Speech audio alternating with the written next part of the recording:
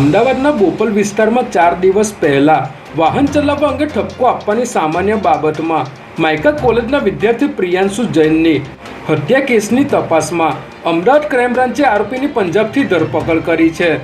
પ્રિયાંશુની હત્યા કેસમાં સંડોવાયેલો આરોપી વિરેન્દ્રસિંહ પઢેરિયા સરખેજ પોલીસ સ્ટેશનમાં કોન્સ્ટેબલ તરીકે નોકરી કરે છે અને હત્યાની રાત્રે તેણે દારૂના નશામાં હુમલો કર્યો હતો.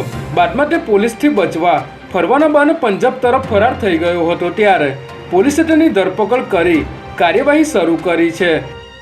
જોકે હત્યા સમયે અન્ય એક પોલીસ કર્મી પણ ગાડીમાં હાજર હોવાનું સામે આવતા પોલીસે તે દિશામાં પણ તપાસ હાથ ધરી છે.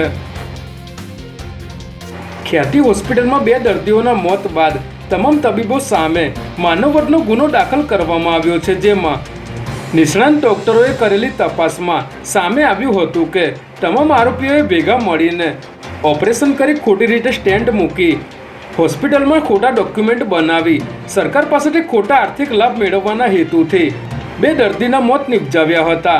જેને પગલે પોલીસ દ્વારા ખ્યાતિ હોસ્પિટલના ડોક્ટર, સંચાલકો સહિત 5 આરોપીઓ સામે 3 અલગ અલગ ફરિયાદ દાખલ કરવામાં આવી છે. જ્યારે ડોક્ટર પ્રશાંત વજીરાણીની વસ્ત્રાપુર પોલીસે ધરપકડ કરી હોવાનું જાણવા મળી રહ્યું છે. પોલીસ ભરતીની તૈયારી કરનારા ઉમેદવારો માટે મહત્વના સમાચાર સામે આવ્યા છે. જેમાં પહેલા 25 નવેમ્બરના દિવસે પોલીસ ભરતી માટેની શારીરિક પરીક્ષા યોજાવાની હતી, પરંતુ હવે આ પરીક્ષા નવેમ્બરના બદલે ડિસેમ્બર મહિનામાં યોજવામાં આવશે. હસમુખ પટેલે ચેરમેન પદેથી રાજીનામું આપતા ભરતી પ્રક્રિયાને અસર થઈ હોવાનું જાણવા મળી રહ્યું છે. ત્યારે સૂત્રો પાસેથી મળતી માહિતી મુજબ 10 થી 15 ડિસેમ્બરની વચ્ચે કોન્સ્ટેબલ, પીએસઆઈ અને પીઆઈની ભરતી માટેની શારીરિક પરીક્ષા લેવામાં આવે તેવી શક્યતા જણાઈ રહી છે.